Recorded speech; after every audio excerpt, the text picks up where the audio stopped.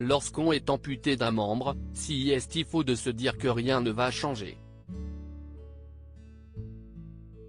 Certes, la vie ne sera plus la même, mais elle continue.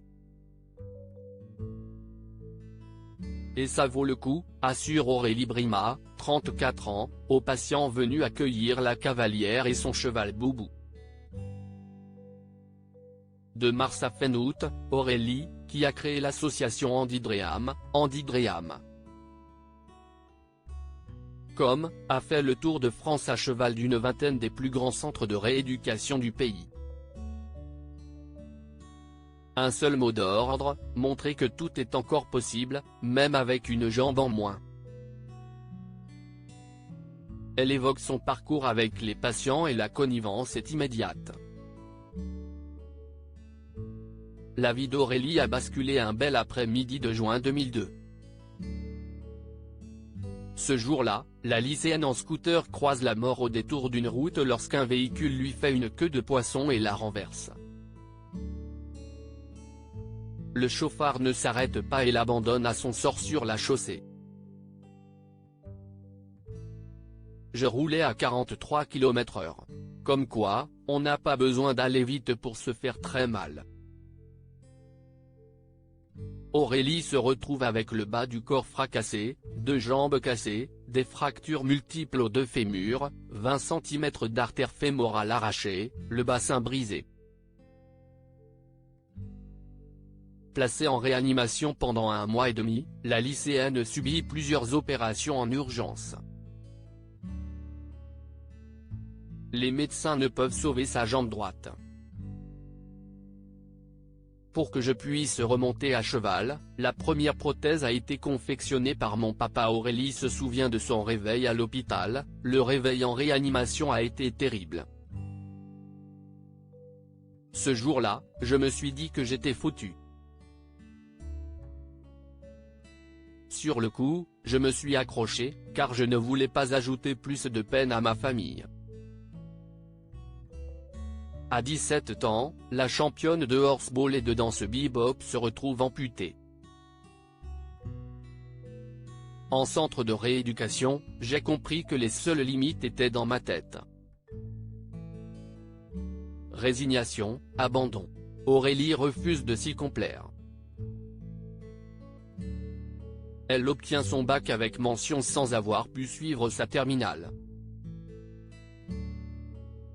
Elle décroche ensuite son diplôme d'orthophoniste. Faute d'assurance, elle a dû renoncer au bout de 5 ans d'exercice, c'est une vraie injustice. Mon handicap m'empêche de décrocher un crédit ou une assurance professionnelle pour exercer mon métier. À quand des vraies mesures d'intégration des handicapés ? Aurélie explique s'être fixé des défis. 2 ans après mon accident, j'ai voulu participer à une compétition de bebop. J'ai caché mon handicap et planqué ma prothèse sous un collant de contention opaque. Aurélie a été couronnée championne régionale face à des danseurs valides. Une sacrée victoire pour le moral. Pas question non plus de renoncer à sa passion pour l'équitation. Trop coûteuse, la première prothèse a été confectionnée par mon papa pour que je puisse remonter à cheval. Si le handicap change le regard des autres sur soi, il ne change pas la personne que l'on est. Depuis le mois de mars, pour son Tour de France, l'écuyère parcourt 25 à 30 km par jour à cheval, en compagnie de Bernard, son père. Un voyage physiquement éprouvant pour la cavalière. Je suis en miettes, avoue Aurélie. Il me reste une dernière date en Camargue à Sainte-Marie-de-la-Mer, le 31 août.